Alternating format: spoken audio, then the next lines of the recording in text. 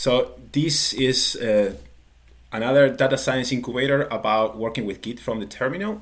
We are more or less in the middle of a lesson about branches and Git, and so far we have kind of been talking about branches in a local setting. There is a whole lesson dedicated to remotes, which we will cover in the future. And kind of to restate what I said last time, Git branches plus remotes combined are a fundamental keystone for understanding pull requests, which is the way we collaborate and we build software together.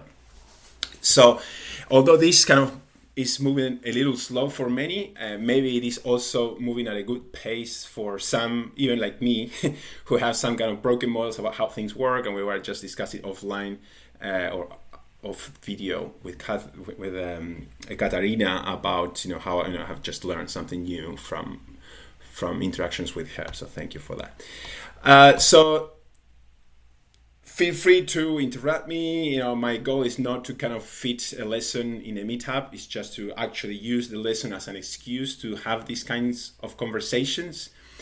So I have no rush really. And if we don't finish today with this lesson, that's fine. We make a parenthesis next week, because Alex is going to be talking about Git workflows when you work in a team as opposed to when you work solo.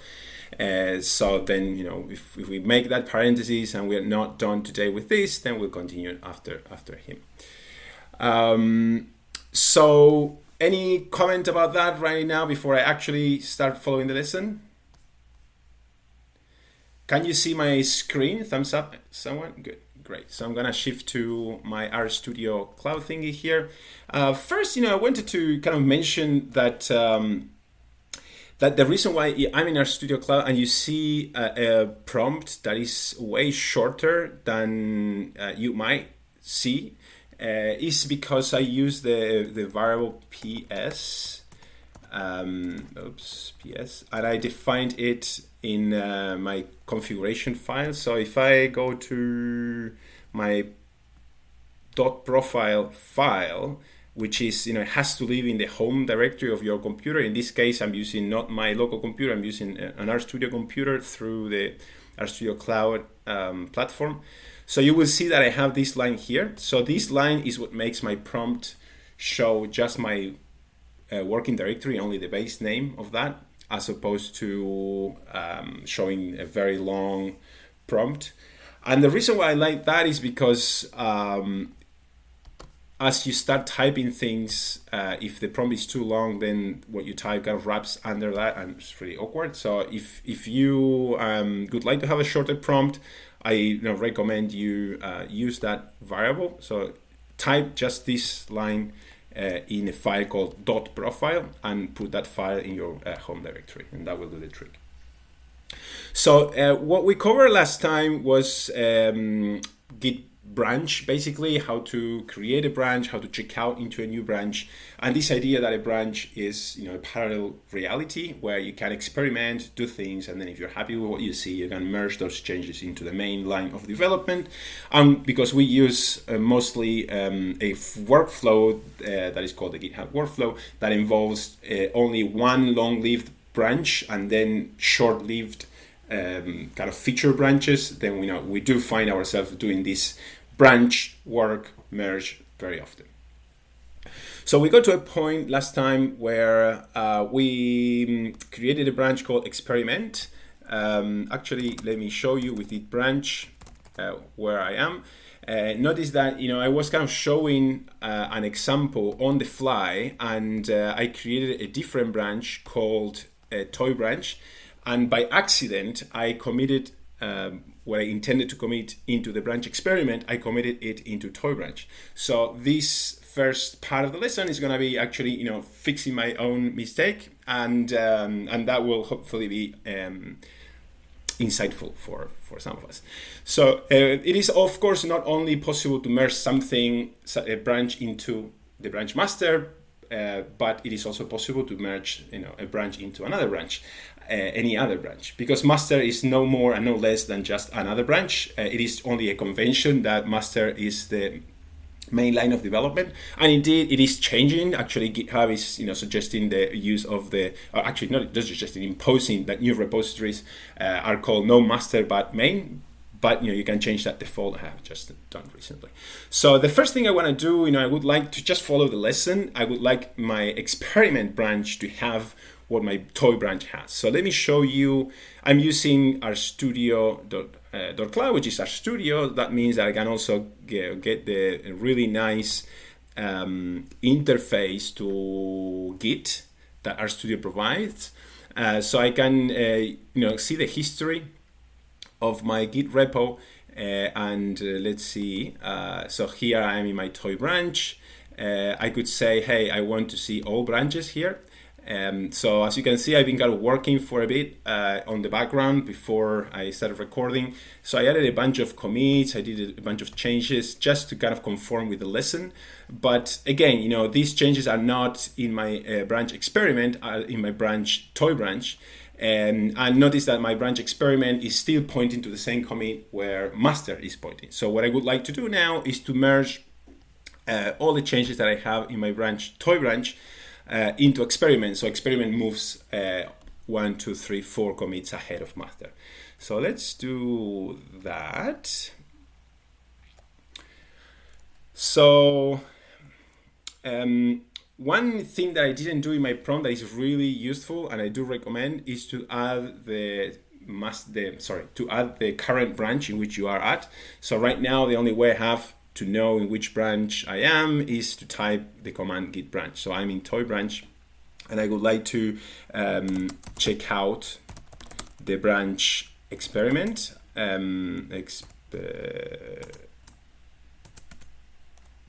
Git Checkout experiment, and I switch to the branch experiment. So now I would like, once I'm in that branch, I want to merge into this branch, the one that I'm standing. I want to merge the changes that I have in the branch toy branch. So I'm gonna do a Git Merge Toy Branch, and as you can see, what the messages that I get here say that things have kind of worked. So let's go to the history again because it's easier to see this visually.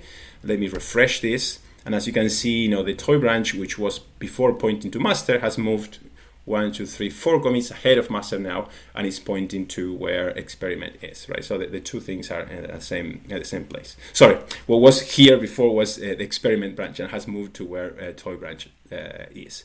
The reason is because I have merged these two branches, and the reason why I don't see actually something that looks like a branch and a merge commit in between is because Git has done a special kind of merge, which is called a fast forward, as you can see here. So a fast forward is basically, okay, Git identify that the changes do not conflict or anything, so the commits could be, the branch could just the commits could be put on top of the branch as opposed to creating a new merge commit with 2 lines of development that come from two different lines and they merge together. So a fast forward commit is fast forward merge is kind of pretty because it makes up for a linear history. And now one thing I could do is to remove my branch. So not Git branch. So I'm gonna remove my branch toy branch because I don't want it there. It was something ephemeral that I did last week and it beat me. So I'm gonna get rid of it so I don't commit the same mistake. So let's do Git branch. I think it's delete and toy branch. Let's see if that works. It did. So because the branch is the toy branch is merged into another branch, the commits that it contains are safely stored in this new branch. So I can do just Git Branch Delete, and it will get rid of that branch. If the branch wasn't merged, then you have to kind of force the delete, and that you may or may not want to do that depending on the context. So, but we're going to be talking about which branches have been merged in a moment. So for now, I would like to kind of stop here and reflect a little bit, or ask for comments or questions if we have some. What I have just done is not directly related to the lesson, but it's a side effect of me committing a mistake. So, but I think that the fix is useful to kind of explain, how to merge branches, how to delete branches, how to kind of fix basically where your branching structure. So, any question or comment here?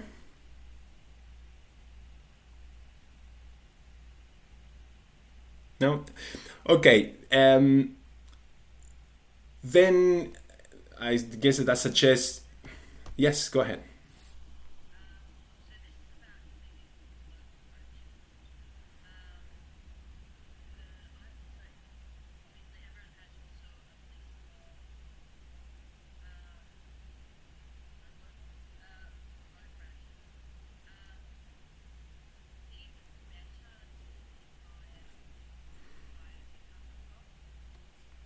Great.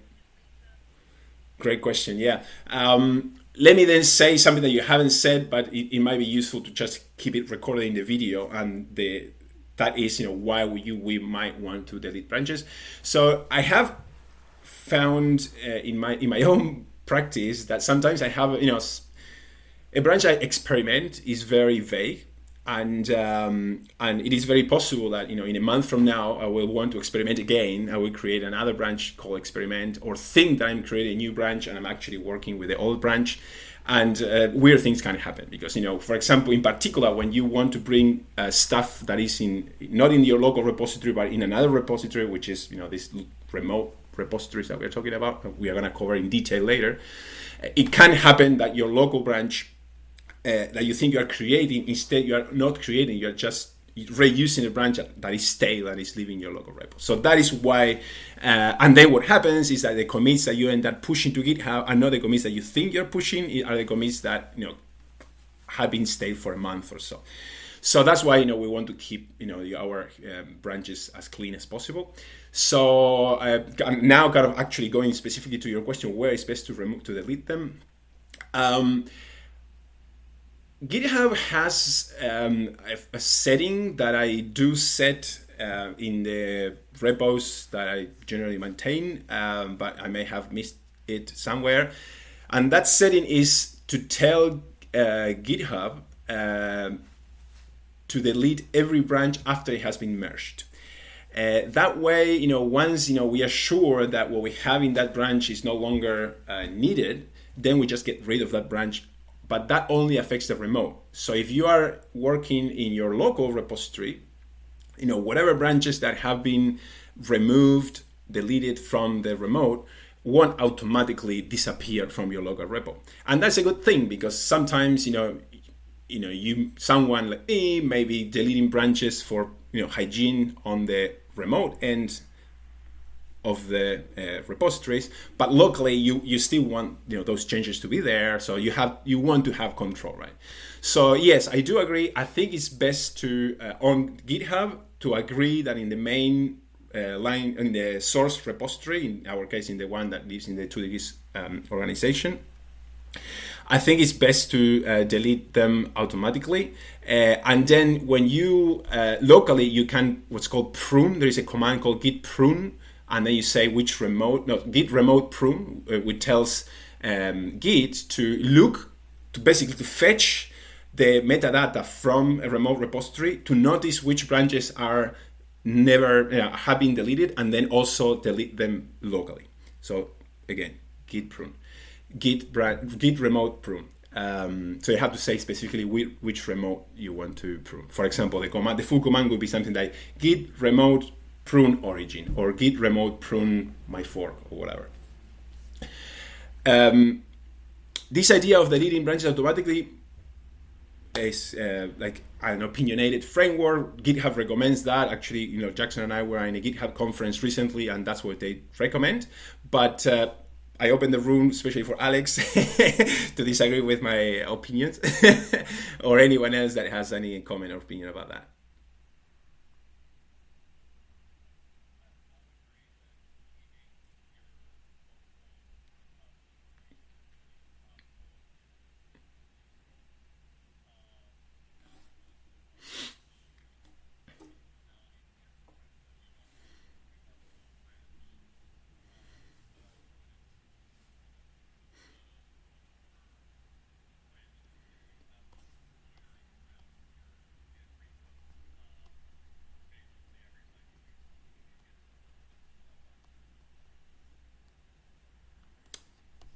Cool.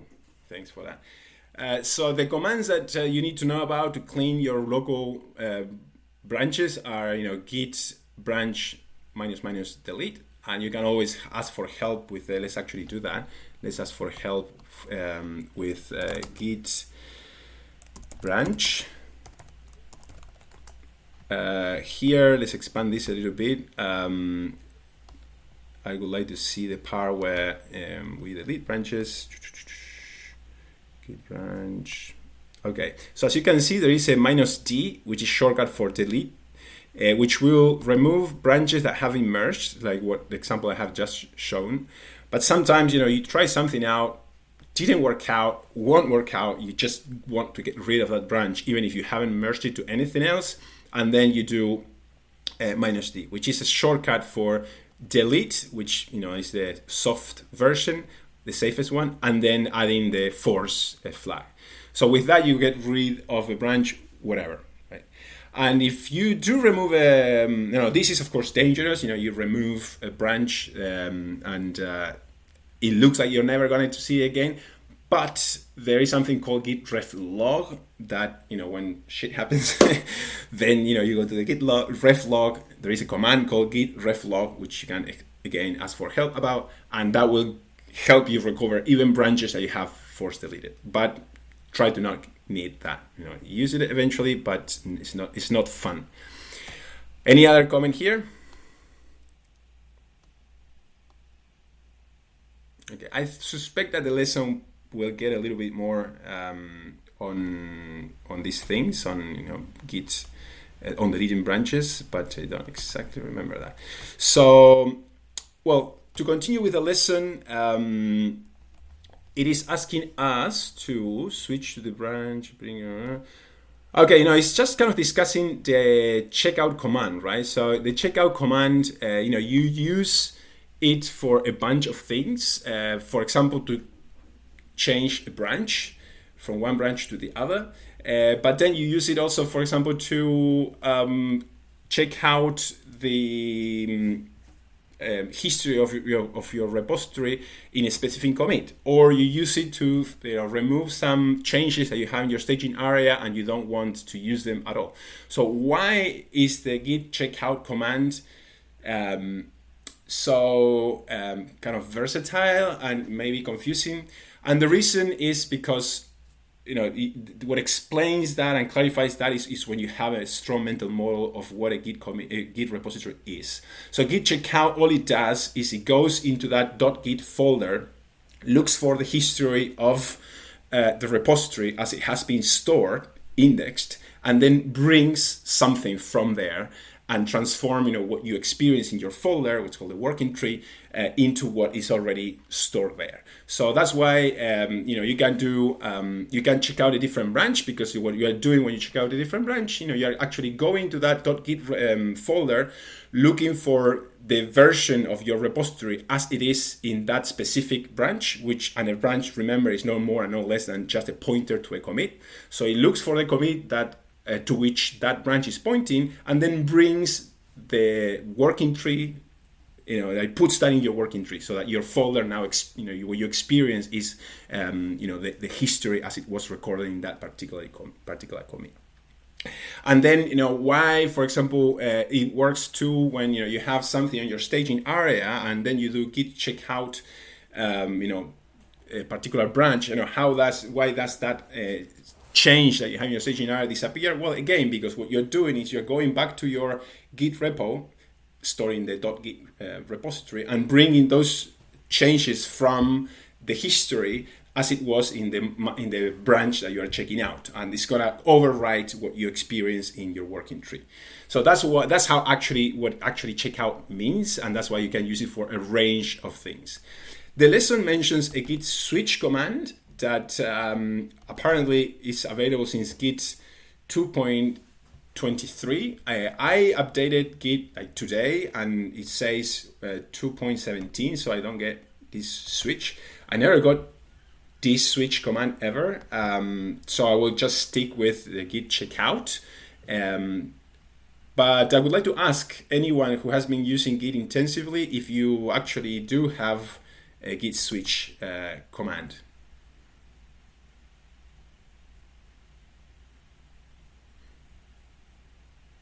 No.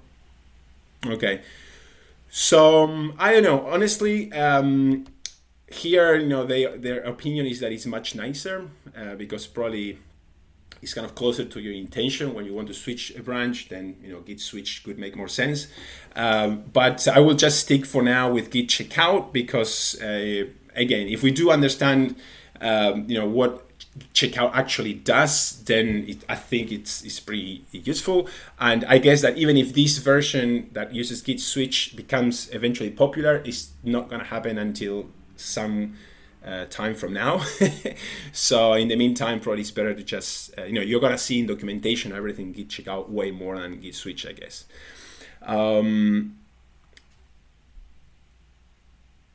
Let's see. This exercise asks us to.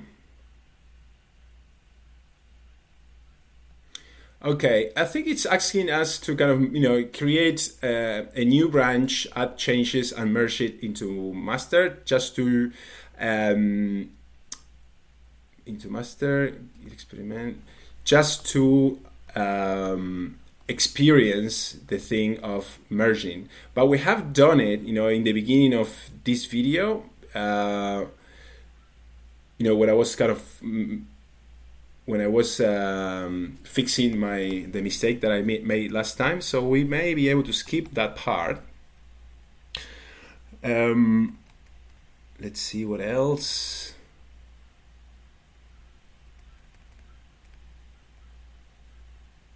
Right. Okay, so the merge that we're going to do now then is let's check out master and let's merge the changes that we did in the branch experiment. So that's going to be like a little bit of a review of what we did before. So again, Git branch will tell me where I'm standing. I'm standing on experiment. So if I want to get all those commits that I did in experiment and put them in master, what I want to do is then to check out master and then merge experiment. But before I do that, I'm going to show you the history, how it looks like. I'm going to refresh. That refresh removed the toy branch because remember I deleted it recently. So what we want now is we want to merge all these commits into master, and that should make our branch master to point no longer to this commit. It should make it kind of point to this commit here if the merge is fast forward. So let's do just that. So first thing I'm gonna do then is to do Git Checkout Master, right? And now Git Merge Experiment, right? I made a typo, so with my typo, Git doesn't know what I'm talking about. Experiment, I need to type the whole thing. And now I can see that Git performed a fast forward merge. So what I expect to see is what I suggested before. So this is the state before, and if I refresh, what I see is that master moves to this point here. Let's refresh, and here you are. So basically the master branch now points to the same commit where the branch experiment is. And that will get us to this point in the lesson. I mean, in the lesson, they're using the git graph command, which is not, it doesn't exist. It's just like an alias that they created. Basically, it's a git log with the graph flag here. And we're going to do it a little nicer with a few more flags.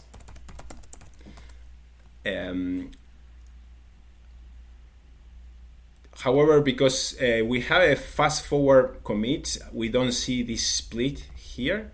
Maybe I could have done that with a flag. When you do merge, you can use the flag no fast forward, and that would probably have created this branch. This kind of line separated like here, I guess. So one thing we can that is interesting. Actually, I didn't know this. Is if we can ask Git branch merged, and that would tell us which branches have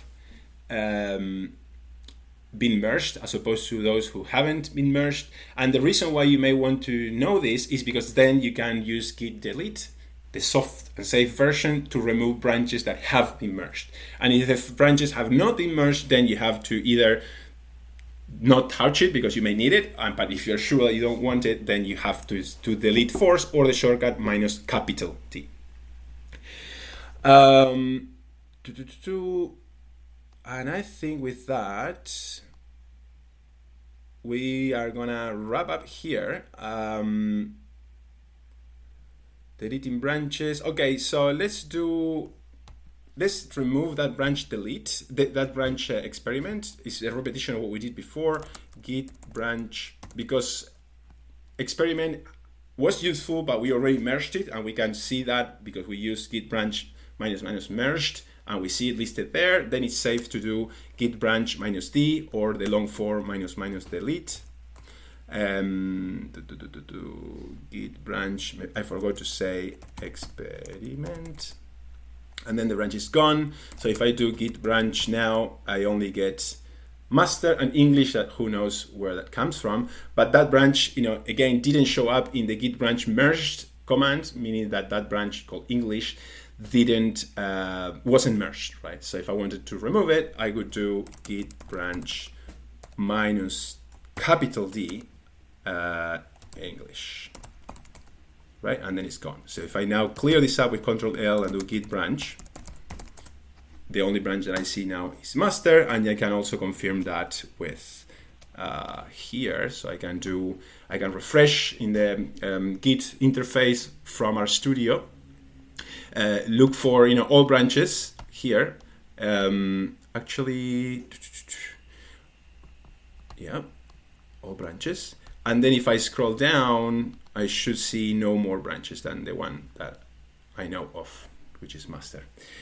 So with that, I'm gonna end the lesson here. I think we got pretty far. We merged, deleting branches safely.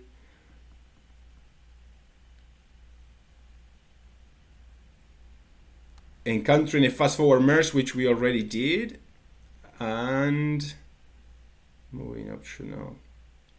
Okay, maybe moving commits to another branch. That's something that we might cover after Alex next week. So with that, we have reached the end of the lesson. Before we say goodbye, do we have any comments or questions?